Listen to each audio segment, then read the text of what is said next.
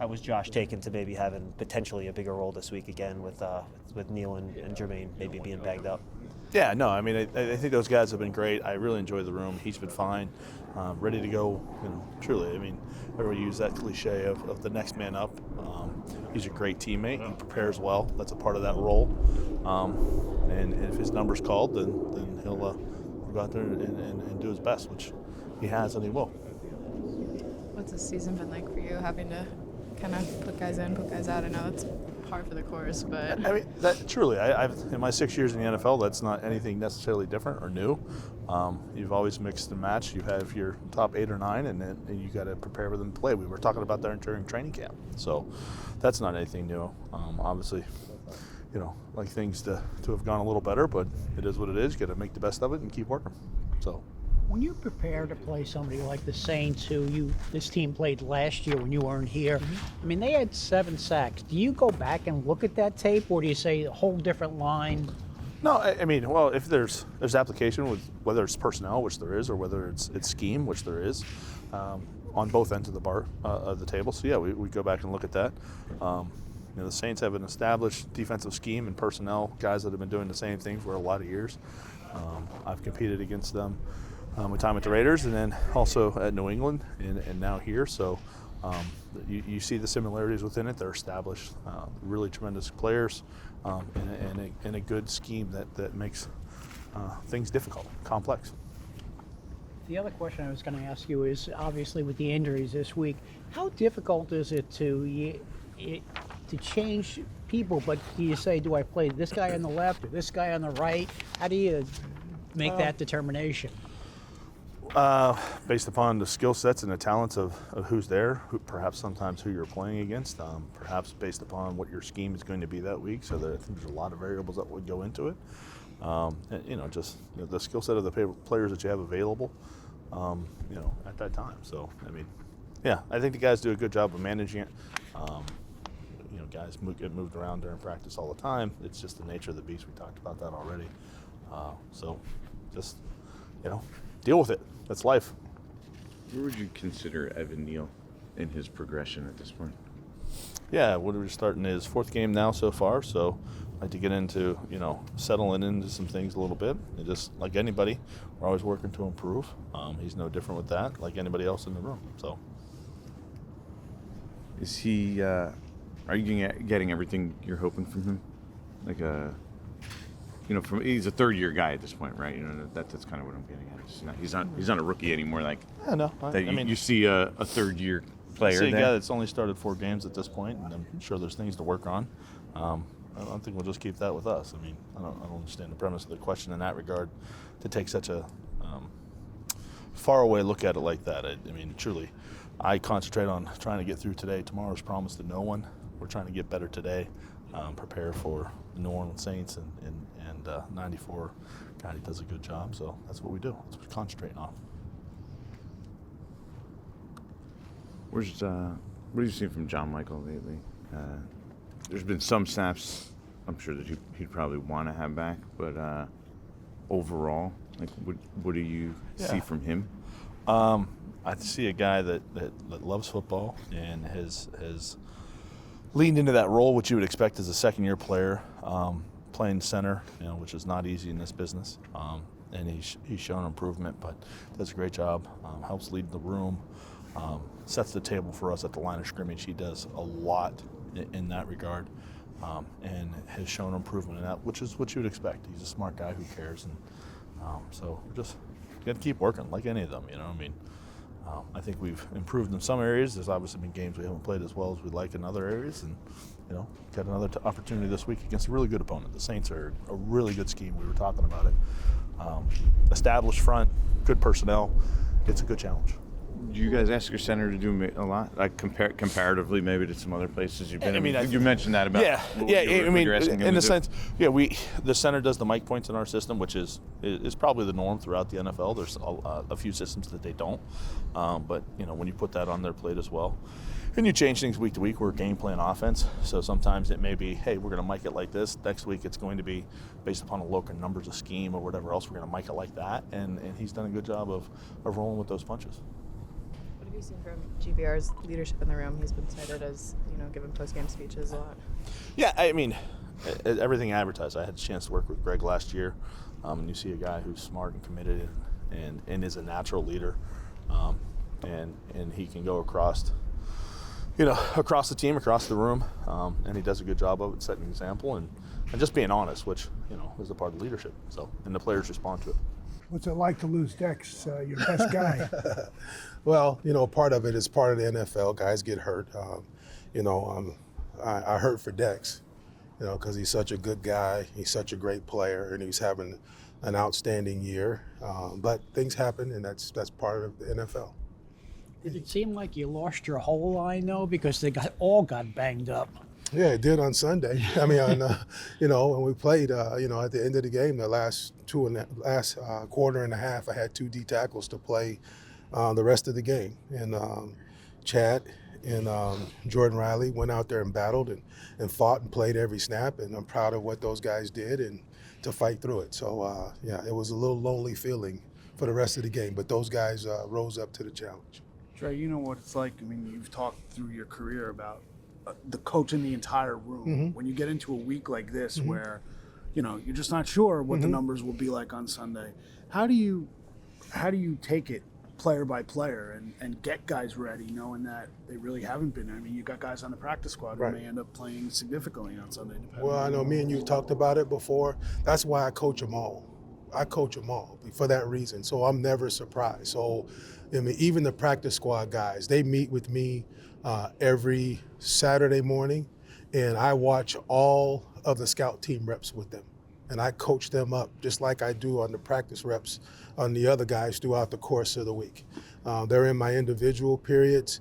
And so for me, I've been trying to prepare them for this moment since they made the team. So it's not like, now I got to coach these guys up in a week. It's not like that. They've gotten reps in everything that we do. They've been coached on every rep that they've taken for this reason, okay? And I look at it like this, in the core of my body, I'm a teacher, right? And so I've been teaching these guys all this time, right? And on Sunday, they're taking the SAT, right? So on Sunday, we're gonna find out, how good of a job they've done studying and how good of a job I've done teaching them. So there's no panic in me. I'm not worried about it. I've been telling them not to be worried about it. They're ready for this moment. So they just got to go out there and play. So it's not me trying to catch up. And that's why I've been doing it from the beginning. So the practice squad is coming up? Well, I don't know. I don't know how it's going to play out. But again, to me, that's why I do it the way I do it. Because, hey, you could show up on Sunday and all of a sudden the guy's got the flu and he can't play. And now this guy's got to come up to play, and you haven't prepared him to play, or you're asking for it. So every single one of those guys have been preparing to play every week like they were going to play in the game on Sunday. So it's just about them going out and performing on Sunday and playing the best that they can play. I don't need anyone to try to be Dexter Lawrence. They can't. You know what I mean? There's only one of him. I just need them to be the best version of themselves. And the best version of themselves are good enough for us to compete to win the game. What kind of growth have you seen from Chapman, just I guess since he got here to now when he's going to have an expanded role? Yeah, he's gotten better every single week. Like it is with every rookie player, it's trying to convince them to be themselves on every play, right? Sometimes they outsmart themselves, you know what I mean? And they see other guys do things on film and go, I want to try to do that, or I want to go try to do that. Well, it's not you. You got to continue to be you and the gifts that God gave you as a player. And so, and that's not unique to Chat, don't get me wrong. That's every young player. And so that's been the biggest thing with him. But he's a competitor. He fights hard. He's tough. He's physical. So, he'll go out there and put his best foot forward on Sunday. When you say be you to him, who is he? Explosive, powerful, and quick. Right? And so sometimes he just gets into the being explosive and powerful and leaves the quick part out of it, And so, but he needs all three of those elements to be the player that he can be, And so if he just went out there and tried to play off of just his quickness, okay, over time that wouldn't be good enough. Just like him just trying to go out there and play off his power and strength. So he needs to use all three of those elements to be the best player he can be. How challenging was it last week for Drew to kind of get that start without really having any snaps? And can there be a jump, so to speak, if he gets those reps during the week? Yeah, I think it's, a challenge for anybody going out there and playing like that. I thought he handled it well, and he's had a full week of prep, so I think he's ready to go. We got one more day to go ahead and hammer out some details. So yeah, excited. What's that crash course like for you guys? I mean, you had to do it last year. Do you draw from that experience? Yeah, I wouldn't say it was necessarily a crash course, just because you're going through the whole season of, you kind of find out what you're good at, what you're running. The game plans, although they change every week, there's some carryover. So Drew had experience with those things. He had experience all the way back to OTAs when he got all those reps. I think he drew back on that and did a good job with it. I haven't spoken to you, so I don't know. I don't remember if these guys did, but just what's this last month been like, since with all the turnover and change and people coming and going, big people coming and going. Yeah, it's I don't think this is just one thing or anything like that. I think this happens to teams around the league, and we all know it's next man up operation no matter what. So everybody's handled it well, everybody's prepped well, the team's handled it great, so I think we're in a good spot to go out and put our best foot forward. Kind of a $1 million question. In training camp, every time we saw there was a deep ball, there's been zero. I mean, and what happened? Yeah, I don't think it's not necessarily, we're not attempting it. We always say in our room, shoot or shoot. Sometimes those shots are going in and sometimes they're not, and you got to keep doing it. You got to keep doing it. You got to keep taking those chances. That's the only way you're going to get those, is by keep doing them. You go back and watch them. You find out whether it was a scheme, a technique, a fundamental, and you try to correct those things, and you see, we're going to keep shooting. We're going to keep shooting. That shooter's mentality, Drew talked about it the other day, the idea of, he's always had that label of being the Glenslinger, but also knows sometimes people want, coaches want to coach it out of you if you're putting it in the wrong spot. Yeah. We say in our room all the time, aggressive, not reckless. That's been the mantra since we've been here. And you got to have that mentality of, okay, I'm taking it if it's there, and if it's not, I'm making the smart decision. And Drew's done a good job with that since he's been here. You never want to overcoach that out of them, because there's a lot of big plays that happen with it. But you do have to be smart and, see what the defense is presenting you, what's the situation. There's a lot of things that go into that, a lot of things, especially for a quarterback. You've coached a lot of them. You've seen a lot of different types. I mean, no two quarterbacks are really the same. Is it more of a challenge to coach it into a guy, or do you almost have to pull back on a guy? That's a good question. I think you'd always like to say whoa rather than giddy up, just in general.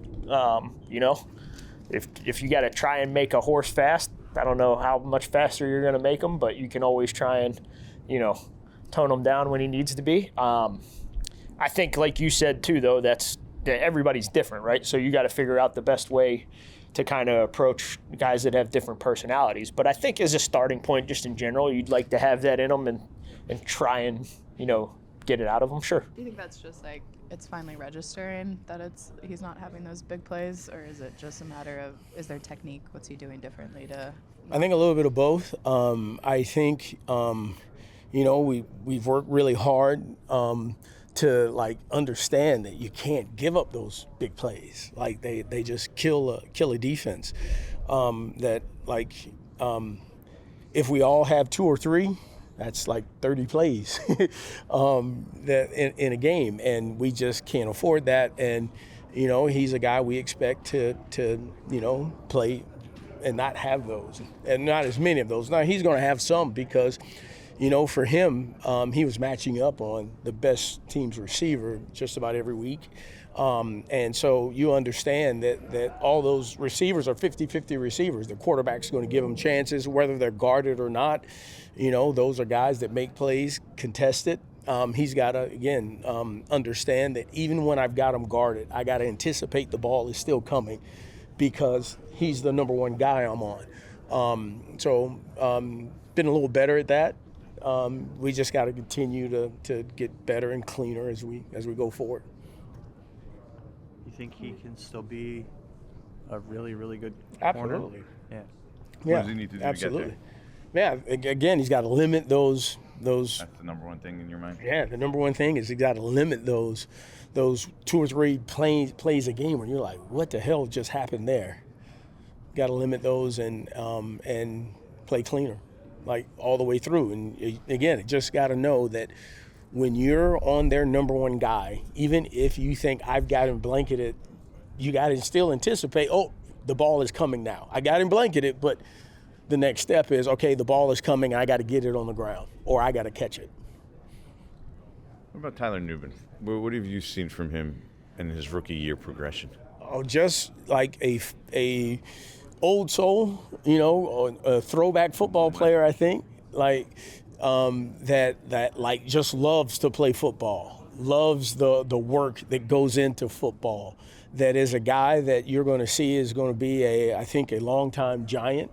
A guy who competes and just tough and, trying everything. Like he's the guy who, before you can correct him, he's already beat himself up about what he just did, and he knows what he just did.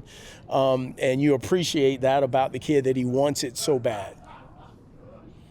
Is the angle part of it a hard thing for them? Because, you sit here and you say it's a different speed, it's a different intensity level, but until you actually see it and get in it, there's really no way to figure that. Yeah, again, we're working with him on cleaning that up. Again, the thing I have to do is I got to know that, especially in this league, the runners are really good. And they know if they get pinned on the sideline, there's not a lot of options for them. So most of them want to set you up to cut back. And I got to enter every tackle knowing that he wants to make me go over top so that he can cut back and get a bigger gain. And so I'm always first trying to pin the ball, right? First close space, pin the ball, and then I'm ready to, once I pin it, to make him go that way, and I'm have to give a little ground and finish the tackle. I have to know my ability versus his ability, my speed versus his, as I enter the tackle. And so we just, we continue to work on it, and he'll get better at it, and it'll be something, in the future won't be a problem for him, I think. But it's something we are working through. On the flip side, what have you seen from Drew over the last couple weeks? Last couple weeks, would like to see a little more from him, to be honest. Would like to see him be a little more aggressive like he was early in the year. There have been a couple opportunities where I thought, man, go make that, Drew. Just go shoot your gun and go make it. Go challenge that guy. Go fight that guy and win. And so hopefully, he's back to that this week. I do think, though, the last couple weeks, not the Drew we saw all year, but hopefully, we get him back to that this week. Why do you think that is? Is it just the rookie course of the I think season? the rookie course of the season, a lot of reps, like bodies beat up a little bit and dinged up, and this time of year he's ready to play a bowl game and be done, and we got 5 more.